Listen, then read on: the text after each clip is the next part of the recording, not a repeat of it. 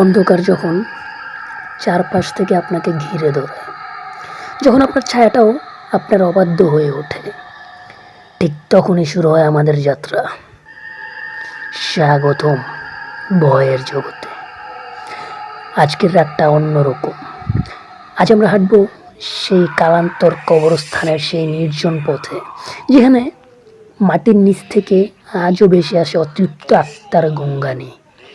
আমরা প্রবেশ করব হাসপাতালের সেই অন্ধকার ময়না তদন্তের ঘরে, যেখানে টেবিলের ওপর শুয়ে থাকা লাশটা হঠাৎ আপনার দিকে তাকিয়ে বলে উঠবে, আমার আংটিটা ফেরত দাও। ঘটনা এখানেই শেষ নয়। আমরা আজ আগুনের শিখায় দেখব সেই তান্ত্রিকের ছায়া, যে শ্মশানের চিতা থেকে তুলে আনা চুল আর মাটি দিয়ে বুনে চলেছে কোনো এক ভয়ঙ্কর অভিশাপ। আপনি কি তৈরি? আপনার চারপাশের দরজাগুলো ভালো করে বন্ধ তো? কারণ আজকের ঘটনাগুলো শোনার পর আপনার মনে হতে পারে আপনার ঠিক পেছনে কেউ একজন দাঁড়িয়ে আছে, যার নিঃশ্বাসে মিশে আছে পচা মাংসের গন্ধ। আমি আপনাদের সাথে আছি পুরোটা সময়। আরজু ফারহান। চলুন ডুব দেওয়া যাক ভয়ের জগতে। আমাদের প্রথম ঘটনাটি যিনি পাঠিয়েছেন, তার আইডির নাম মিনহাজ। ওনার ঘটনায় যাব আমরা। তার আগে একটু আপনাদেরকে সকলকে ঈদের শুভেচ্ছা জানিয়ে নিতে চাই। ঈদ মুবারক। এবং আজকে ঈদের স্পেশাল শো। স্পেশাল কিছু ঘটনা নিয়ে আমি আছি আপনাদের সাথে, আপনাদের হোস্ট আরজু ফারহান। এবং আপনাদের জন্য স্পেশাল কিছুই করার চেষ্টা করলাম। জানি না কতটুকু পারছি, বাট চেষ্টা করছি। আর সকলকে আবার ঈদ মুবারক জানিয়ে শুরু করছি আজকের যাত্রা। চলুন মিনহাজের ঘটনাটি দিয়ে আমরা শুরু করি। আসসালামু আলাইকুম ভাইয়া। শহরের কোলাহল থেকে অনেক দূরে ভাঙাচোরা এক রাস্তার মোড়ে গ্রামটির নাম নিশিনগর। গ্রামটি সুন্দর হলেও এর উত্তর প্রান্তে অবস্থিত কয়েকশো বছরের পুরনো বিশাল কবরস্থানটি নিয়ে মানুষের ভয়ের শেষ নেই। নাম তার কালান্তর কবরস্থান। বলা হয় এই কবরস্থানের মাটি কখনো তৃপ্ত হয় না। ঘটনাটা যার সাথে ঘটে গিয়েছে তার নাম অর্ক, একজন ফ্রিল্যান্স সাংবাদিক। সে অলৌকিক ঘটনা একদমই বিশ্বাস করে না। তার মতে ভূত মানেই মনের ভূত অথবা কোনো বৈজ্ঞানিক ব্যাখ্যা। নিজের ইউটিউব চ্যানেলের জন্য একটা হরর ডকুমেন্টারি বানাতে সে সিদ্ধান্ত নিল কালান্তর কবরস্থানে এক রাত কাটাবে। রাত ঠিক 11টা। অর্ক তার ক্যামেরা, ট্রাইপড এবং একটি শক্তিশালী টর্চ নিয়ে কবরস্থানের প্রধান ফটকে পৌঁছালো। ফটকটি লোহার মূর্চে ধরা। হাত দিতেই একটা তীক্ষ্ণ ক্যাচক্যাচ শব্দ হলো, যা নিস্তব্ধ রাতটাকে যেন চিরে ফেললো। ভেতরে ঢুকেই অর্ক অনুভব করলো বাতাসের তাপমাত্রা হঠাৎ কয়েক ডিগ্রি কমে গেছে। সে তার ক্যামেরা অন করে বলতে শুরু করলো, বন্ধুরা, আমি এখন কালান্তর কবরস্থানের ভেতরে। চারপাশটা ঘুটঘুটে অন্ধকার। এখানে কোনো মানুষ তো দূরের কথা, একটা পাখির ডাকও শোনা যাচ্ছে না। রাত 12:15। কবরস্থানের মাঝ বরাবর একটা বিশাল পুরনো বট গাছ। অর্ক সেখানে তার তাঁবু খাটালো। হঠাৎ সে লক্ষ্য করলো তার ভিডিও ক্যামেরার ডিসপ্লে কাঁপছে। লেন্সের উপর দিয়ে ঝাপসে কিছু একটা চলে গেল। অর্ক ভাবলো হয়তো কুয়াশা, কিন্তু একটু পরেই সে শুনতে পেল খস খস খস খস শব্দ শুনতে পেল। শব্দটা একদম তার পেছনে। টর্চ ঘোরাতেই সে দেখলো একটা ছোট গর্ত, যেন কেউ মাত্র সেখানে মাটি ঘুরেছে, কিন্তু সেখানে কেউ নেই। অর্ক নিজের সাহস সঞ্চয় করে এগিয়ে গেল। হঠাৎ তার মনে হলো মাটির নিচ থেকে কেউ যেন গুনগানের আওয়াজ করছে। অতি ক্ষীণ কিন্তু স্পষ্ট। আওয়াজটা এরকম ছিল, অর্ক যখন একটা পুরনো পাথরের কবরের ওপর বসে বিশ্রাম নিচ্ছিল, তখন সে দেখলো দূরে একটা স্লান আলো জ্বলছে। সে ভাবলো হয়তো অন্য কেউ সেখানে আছে। কৌতূহলবশত সে সেদিকে এগোতে লাগলো। কাছে গিয়ে যা দেখলো তাতে অর্কর রক্ত হিম হয়ে গেল। দেখলো একজন দীর্ঘকায় মানুষ, যার পরনে ধবধবে সাদা কাফনের কাপড়, পিঠ ফিরিয়ে বসে আছে এবং মাটি খুঁড়ছে। নখ দিয়ে মাটি খোঁড়ার সেই বীভৎস শব্দে অর্কর কান ফেটে যাচ্ছিল। অর্ক কাপা কাপা গলায় ডাকলো, কে কে ওখানে? মূর্তিটি নড়ল না, শুধু হাত দিয়ে ইশারা করলো তার সামনে থাকা একটা খালি কবরের দিকে। অর্ক টর্চ মারতেই দেখলো কবরের গায়ে খোদাই করা পাথরে তার নিজের নাম লেখা, অর্ক রহমান। মৃত্যু আজকের তারিখ, রাত ঠিক 2:45। অর্ক পাগলের মতো দৌড়াতে শুরু করলো, কিন্তু অদ্ভুত ব্যাপার, সে যত দৌড়াচ্ছে বারবার সেই বটগাছটার কাছেই ফিরে আসছে। জঙ্গল যেন তাকে চারপাশ থেকে ঘিরে ধরেছে। কবরের ওপরের লতাপাতাগুলো সাপের মতো তার পা জড়িয়ে ধরেছে। হঠাৎ সে দেখলো চারপাশের কবরগুলো থেকে সাদা ছায়ামূর্তিরা বের হয়ে আসছে। তাদের কোনো মুখ নেই, শুধু গর্তের মতো চোখ। তারা ফিস ফিস করে বলছে,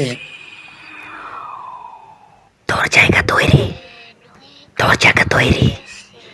অর্ক নিজের ক্যামেরা ফেলে দিয়ে চিৎকার করতে চাইলো, কিন্তু তার গলা দিয়ে কোনো শব্দ বের হলো না। সে অনুভব করলো তার পা দুটি কেউ মাটির ভেতর টেনে ধরেছে। নিচের দিকে তাকাতেই দেখলো মাটি তরল হয়ে গেছে এবং অসংখ্য কঙ্কালসার হাত তাকে নিচের দিকে টেনে নিচ্ছে। ভোরের আলো ফোটার ঠিক আগে গ্রামের এক পাহারাদার কবরস্থানের পাশ দিয়ে যাওয়ার সময় দেখলো গেটটা খোলা। সে ভেতরে উঁকি দিয়ে দেখলো অর্কর ক্যামেরাটা ভাঙ্গা অবস্থায় মাটিতে পড়ে আছে, কিন্তু অর্কর কোনো চিহ্ন নেই। পুলিশ এসে অনেক খোঁজাখুঁজি করলো। শেষমেশ সেই বটগাছের পাশে একজন নতুন কবর পাওয়া গেল, যা আগের দিন ছিল না। মাটি সরিয়ে দেখা গেল ভেতর কেউ নেই, শুধু অর্কর সেই টর্চ লাইটটা জ্বলছে। আর সেই ভাঙ্গা ক্যামেরার মেমোরি কার্ডের শেষ ভিডিওতে দেখা গেল অর্ক নিজের হাত দিয়ে নিজের কবর খুঁড়ছে, আর তার পেছনে দাঁড়িয়ে আছে এক ছায়ামূর্তি, যার অবিকর দেখতে অর্কর মতোই মুখ, কিন্তু চোখে কোনো মনি নেই। এই ঘটনাটা এলাকাবাসী জানতে পারলো সেই ক্যামেরার রেকর্ডিংয়ের মাধ্যমে। এটাই ছিল ভাই আমার ঘটনা। ভালো লাগলে পড়ে শোনাবেন। অসংখ্য ধন্যবাদ মিনহাজ আপনাকে, এবং হচ্ছে গিয়ে যারা ঘটনা পাঠিয়েছেন তাদের সকলকে অসংখ্য ধন্যবাদ। আমি যাব পরপর আমাদের দ্বিতীয় ঘটনায় চলে যেতে চাই। আমি দ্বিতীয় ঘটনাটি আমাদেরকে যিনি পাঠিয়েছেন তার আইডির নামটা হচ্ছে আরজে নীরব। সুনি যে লিখেছেন আমি ওটা সে বই পড়ার চেষ্টা করছি। আসসালামু আলাইকুম ভাই, ঈদ মুবারক আপনাকে। এবং হচ্ছে গিয়ে আমি চাই আমার ঘটনাটা আপনি আপনার নেক্সট এপিসোডে প্রচার করেন। যদি নেক্সট এপিসোডে প্রচার করেন তাহলে ঈদের দিন হবে, সেই জন্যই অগ্রিম ঈদ মুবারক জানাচ্ছি আপনাকে। চলুন ভাইয়া সরাসরি ঘটনায় চলে যাই। ঘটনাটা হাসপাতালের একেবারে পেছনের দিকে, যেখানে সাধারণ মানুষের আনাগোনা নেই বললেই চলে। সেখানে অবস্থিত সাদা রঙের একতলা পুরনো দালানটি, যাকে সবাই লাশ কাটা ঘর বা মর্গ নামে চেনে। এখানকার বাতাস সবসময় ফরমালিনের কটু গন্ধে ভারী হয়ে থাকে। ডাক্তার আরিয়ান নতুন জয়েন করেছেন এই সরকারি হাসপাতালে। আজ তার প্রথম নাইট ডিউটি মর্গে। তার সাথে আছেন বৃদ্ধ কাশেম চাচা, যিনি গত 30 বছর ধরে এখানে লাশ কাটার কাজ করছেন, অর্থাৎ ডোম হিসেবে কাজ করছেন। কাশেম চাচার চোখে মুখে এক অদ্ভুত শূন্যতা, যেন তিনি এই জগতের চেয়ে ওপারের জগতের খবরাখবর বেশি জানেন। আরিয়ান কৌতূহলবশত জিজ্ঞেস করলো, চাচা এত বছর এখানে আছেন, কখন কি ভয় লেগেছে? কাশেম চাচা একটা ভিড়ি দড়িয়ে দোয়া ছেড়ে বললেন, বাবাজি জ্যান্ত মানুষরে ভয় পাইবেন, মরা মানুষরে না। তারা তো কথা কয় না, তবে কোনো কোনো রাতে বাতাস যখন থমকাইয়া যায় তখন কিছু জিনিস দেখা যায় যা চোখে বিশ্বাস করা কঠিন। হঠাৎ হাসপাতালের ট্রলিতে করে একটি লাশ আনা হলো, সড়ক দুর্ঘটনায় মৃত্যু, কিন্তু পুলিশ কেস থাকায় রাতে ময়নাতদন্ত জরুরি। স্ট্রেচারে শুয়ে থাকা দেহটি সাদা চাদরে ঢাকা। চাদরের নিচ থেকে একটা হাত ঝুলে আছে, যার আঙ্গুলে একটা রূপোর আংটি চিকচিক করছে। কাশেম চাচা লাশটি টেবিলে তুললেন, আরিয়ান যখন ডেথ সার্টিফিকেট চেক করছিল তখন হঠাৎ তার মনে হলো ঘরের কোণে রাখা লোহার আলমারিটা নিজে নিজেই একটু নড়ে উঠল। সে ভাবলো হয়তো ইঁদুরের কাজ, কিন্তু কাশেম চাচা বিড় করে কি যেন পড়ছেন। মর্গের ভেতরের হ্যালোজেন লাইটটা মিটমিট করছে। আরিয়ান তার গ্লাভস আর মাস্ক পরে লাশের চাদরটা সরালো। লাশটা একজন তরুণীর, মুখটা বিকৃত হয়ে গেছে দুর্ঘটনায়, কিন্তু চোখ দুটো আধা খোলা। আরিয়ান যখন স্কালপেল দিয়ে প্রথম কাঁটাটা দিতে যাবেন ঠিক তখনই ঘরের সব লাইট থপ করে নিভে গেল। পুরো মর্গ গুটগুটি অন্ধকার, শুধু বাইরে ঝিঝি পোকার ডাক শোনা যাচ্ছে। আরিয়ান পকেট থেকে মোবাইল বের করে ফ্ল্যাশ লাইট জ্বালাতেই দেখলো টেবিলে কোনো লাশ নেই। সে আতঙ্কে চিৎকার দিয়ে উঠলো, কাশেম চাচা, লাশ কোথায়? কাশেম চাচার কোনো উত্তর নেই। ফ্ল্যাশ লাইটের আলোয় আরিয়ান দেখলো কাশেম চাচা এক কোণে পাথরের মতো দাঁড়িয়ে আছেন। তার চোখ দুটো সাদা হয়ে গেছে। আরিয়ান অনুভব করলো কেউ একজন তার পেছনে দাঁড়িয়ে জোরে জোরে নিঃশ্বাস ফেলছে। সেই নিঃশ্বাসে পচা মাংসের গন্ধ। সে সাহস করে পেছনে ফেললো, কিন্তু কেউ নেই।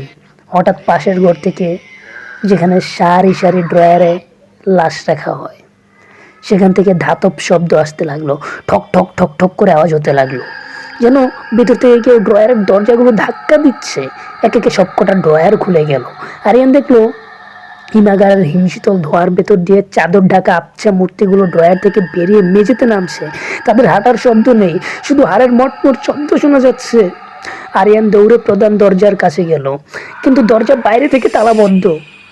সে কাচের জানলা দিয়ে বাইরে তাকালো, দেখলো করিডোর দিয়ে সেই তরুণীটা, যার লাশ টেবিলে ছিল, ধীরে ধীরে হেঁটে হেঁটে আসছে। তার এক হাত ভাঙ্গা, শরীরে সেই রূপোর আংটি। মেয়েটি জানলার কাছে এসে দাঁড়ালো। তার গলার নলিটা কাটা, সেখান থেকে অস্পষ্ট শব্দ বের হচ্ছে, আমার আংটিটা, আমার আংটিটা দাও। আরিয়ান নিজের পকেটের দিকে তাকালো। সে জানে না কিভাবে, কিন্তু সেই রূপোর আংটিটা এখন তার এপ্রনের পকেটে। সে আতঙ্কে আংটিটা জানলার ওপারে ছুঁড়ে ফেলে দিল। হঠাৎ বিদ্যুৎ চলে এলো। আরিয়ান দেখলো লাশটি আবার টেবিলের ওপর শোয়ানো, কিন্তু কাশেম চাচা নেই। সে লাশের দিকে তাকাতেই দেখলো লাশটির মুখ এখন কাশেম চাচার মতো। আরিয়ানের মাথা ঘুরতে লাগলো। সে দেয়ালে হেলান দিয়ে বসে পড়লো। তার মনে হলো পুরো ঘরটা ঘুরছে। দেয়ালে রাখা ময়না তদন্তের ছুরিগুলো নিজে নিজেই নাচতে শুরু করেছে। ভোরে যখন অন্য কর্মীরা মর্গের দরজা খুললো, তারা দেখলো আরিয়ান মেঝেতে অজ্ঞান হয়ে পড়ে আছে। তার চুলগুলো রাতারাতি সাদা হয়ে গেছে। কাশেম চাচা পাশের ঘরে বসে শান্তভাবে চা খাচ্ছেন। আরিয়ানের জ্ঞান ফেরার পর সে যখন পুরো ঘটনাটা বলল, সবাই হেসেই উড়িয়ে দিল, কিন্তু কাশেম চাচা শুধু আরিয়ানের কানের কাছে এসে নিচু সরে বললেন, বাবাজি, ওই আংটিটা ওই মেয়ের না, ওইটা আমার মেয়ের ছিল। সেও এক রাতে এই মর্গে এসেছিল, আর তার লাশটাও আমি কেটেছিলাম। আজ রাতে সে তার আংটিটা ফেরত নিতে আসছিল। আরিয়ান এরপর আর কোনো দিন ওই হাসপাতালে ফিরে যায়নি। শোনা যায় আজ অমাবস্যার রাতে সেই মর্গের ভেতর থেকে রূপোর আংটির ঠক ঠক শব্দ শোনা যায় এবং এক তরুণ ডাক্তারকে করিডোর দৌড়াতে দেখা যায়। আসসালামু আলাইকুম ভাইয়া, এটাই ছিল আমার ঘটনা, এবং আবারও ঈদ মোবারক জানাচ্ছি আপনাকে। অবশ্যই আপনাদেরকেও ঈদ মোবারক। এবং গিয়ে আমি যাব আমাদের পরবর্তী ঘটনায়। যেহেতু আমি আগেই বলছি আজকে স্পেশাল একটা শো হবে, সো স্পেশালি গিয়ে আপনাদের জন্য কিছু ঘটনা আমি রেডি করে রাখছিলাম। আর গিয়ে একটার পর একটা ঘটনাই শোনাচ্ছি আজকে। একবারও বলি নাই যে ওই শেয়ার করেন, তবে এখন আমি বলতে চাই একটু। ভাইয়া অবশ্যই আমার ভিডিওটা শেয়ার করে দিবেন, শেয়ার করে আপনার ফেসবুকের টাইমলাইনে রেখে দিবেন আর কি, যদি ভালো লাগে। আর ভয়ের জগতের একজন ফ্যামিলি মেম্বার হতে চাইলে অবশ্যই চ্যানেলটা সাবস্ক্রাইব করে রাখবেন। আর আপনি কীভাবে ঘটনা পাঠাবেন সেটা আমি একটু পরে বলে দিচ্ছি। আমি যেতে চাই আমাদের পরবর্তী ঘটনায়। আজকের ঘটনাগুলো এতটা আকর্ষণীয়, মানে আমি নিজেই আসলে পড়ার জন্য ব্যাকুল হয়ে আছি, যেটা আসলে আমার রেগুলার ভিডিওতে আপনারা দেখতে পান না। সো আমি যাবো আমার পরবর্তী ঘটনায়। আমাদেরকে পাঠিয়েছেন মৌ আক্তার। সো নিজেও লিখেছেন, আমি ওটি সেভাবেই পড়ার চেষ্টা করছি। আসসালামু আলাইকুম ভাইয়া, ঘটনাটি কয়েক বছর আগের। উত্তরবঙ্গের এক প্রাচীন নদীর তীরে অবস্থিত এক শ্মশান ঘাট, নাম তার রুদ্রপুর শ্মশান। এই শ্মশানের এক পাশে ঘন জঙ্গল আর অন্য পাশে খরস্রোতা নদী। স্থানীয়দের মতে এই শ্মশানে গভীর রাতে একা যাওয়া মানে নিজের মৃত্যুকে দাওয়াত দেওয়া।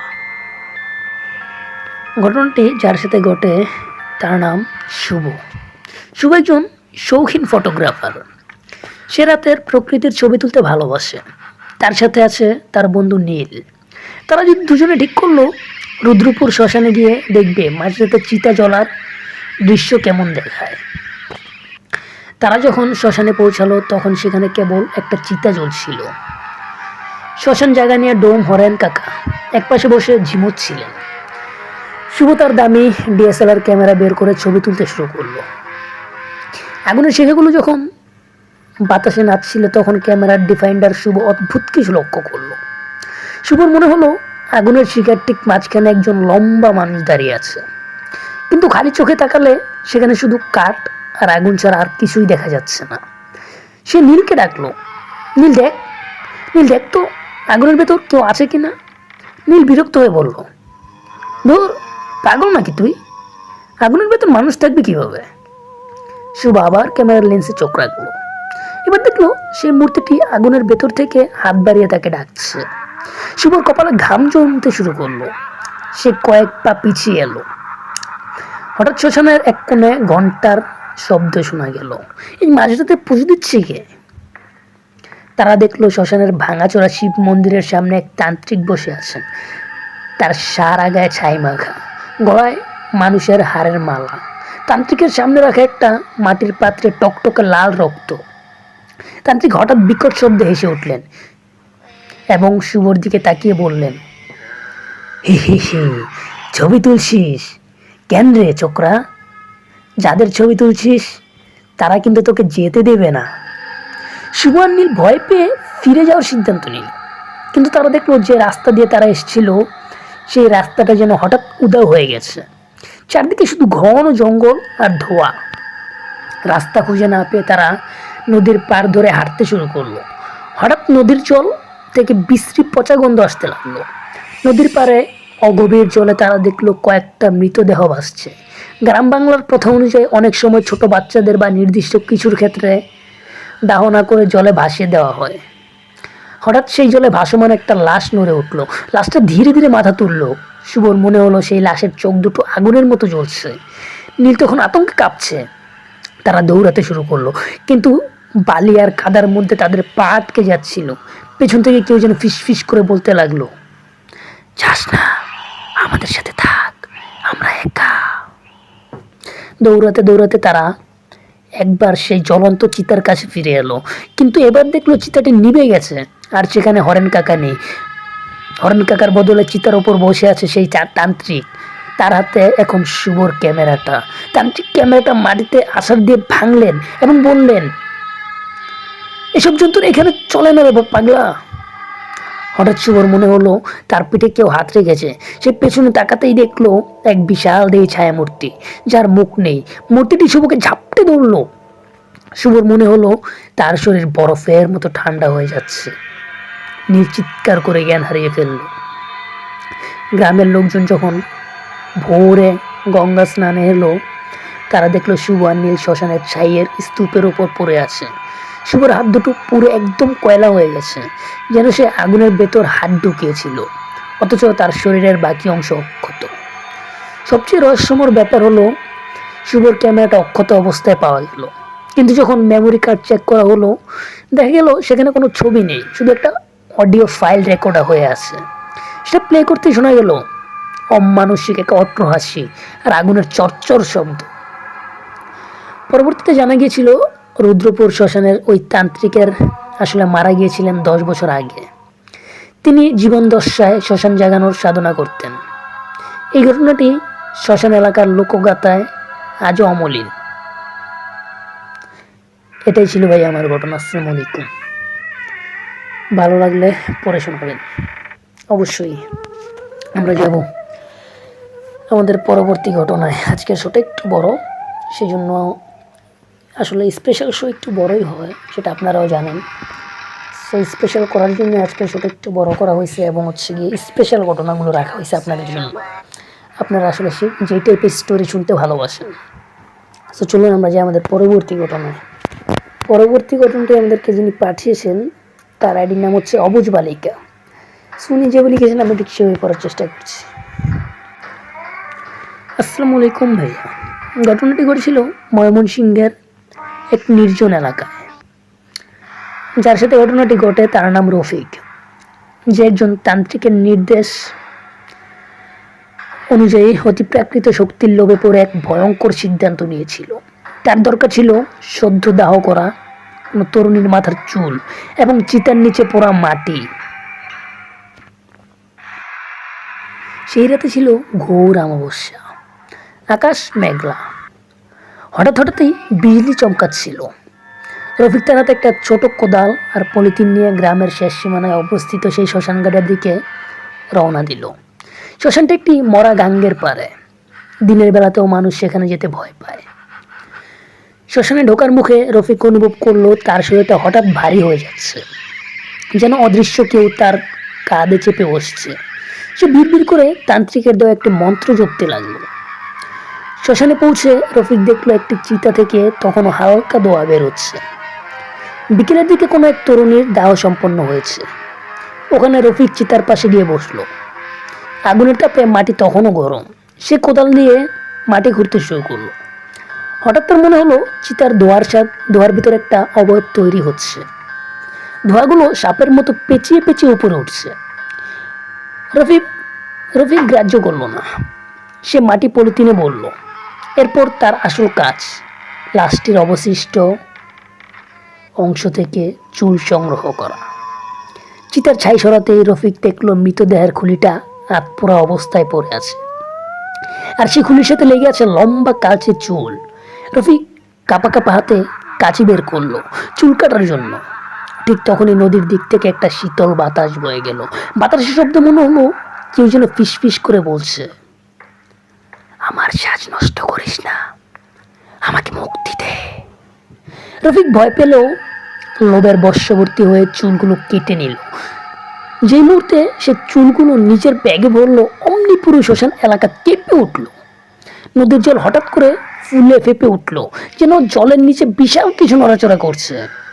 রফিক দ্রুত শ্মশান ছেড়ে বের হতে চাইল, কিন্তু সে দেখলো যে রাস্তা দিয়ে সে এসেছিল সেই রাস্তাটি এখন আর নেই। বদলে সেখানে সারি সারি মরা গাছ দাঁড়িয়ে আছে। গাছের ডালাগুলো দেখতে মানুষের কঙ্কালের হাতের মতো। হঠাৎ সে শুনতে পেল তার পেছনে কেউ দ্রুত পায়ে দৌড়ে আসছে, কিন্তু পেছন তাকাতেই সে দেখতে পেল সব কিছু চুপচাপ, শুধু তার নিজের নিঃশ্বাসের শব্দ শোনা যাচ্ছে। রফিকের মনে হলো তার ব্যাগের ভেতর থেকে চুলগুলো নিচে থেকে নড়াচড়া করছে। ব্যাগটা ক্রমে ভারী হতে শুরু করলো, যেন সে আস্ত একটা মানুষ পিঠে নিয়ে আসছে। হঠাৎ কোনো এক অদৃশ্য শক্তিতে রফিক ছিটকে মাটিতে পড়ে গেল। সে দেখলো তার সামনে সেই চিতার তরুণী দাঁড়িয়ে আছে। তার শরীরটা অর্ধেক পোড়া, চামড়া ঝুলছে, তার মাথায় কোনো চুল নেই। সে হাত বাড়িয়ে রফিকের দিকে এগিয়ে আসছে। রফিক চিৎকার করতে চাইলো, কিন্তু দেখলো তার মুখ দিয়ে কোনো আওয়াজ বের হচ্ছে না। সেই ছায়ামূর্তিটি রফিকের টুটি চেপে ধরলো। রফিক অনুভব করলো তার চোখ দুটো যেন কোটর থেকে বেরিয়ে আসছে। মেয়েটি অমানসিক সুরে বলল, তোর মাথার চুলগুলো আমার খুব পছন্দ হয়েছে। পরদিন সকালে শ্মশান পরিষ্কার করতে আসা ডোমেরা রফিককে খুঁজে পায়। সেই নিভে যাওয়া চিতার উপরে পড়েছিল রফিক। রফিক বেঁচে ছিল, কিন্তু তার অবস্থা দেখে সবাই আঁতকে উঠল। রফিকের মাথার সব চুল কেউ যেন নিখুঁতভাবে উপড়ে ফেলেছে। তার সারা শরীরে নখের আঁচড়, আর তার হাতের মুঠোয় এক মুষ্টি মাটি ছিল, শ্মশানের মাটি, এবং কালো চুল ছিল।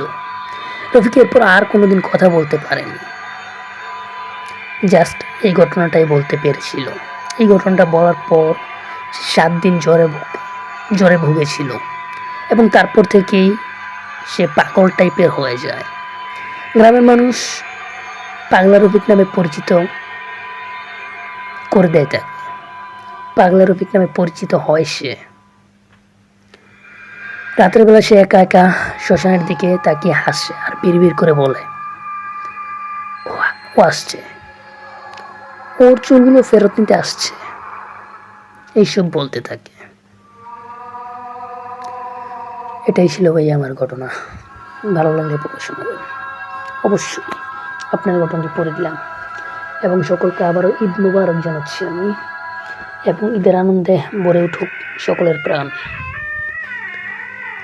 এবং বন্ধুরা, আজকের মতো আমরা ফিরছি সেই কালান্তর কবরস্থান আর ময়নাতদন্তের ঘর থেকে। চাঁদের আলোয় সারা দুনিয়া যখন খুশিতে মেতে ওঠে, তখন সেই একই আলোয় কবরস্থানের পুরনো মাটিও যেন একটু জেগে ওঠে।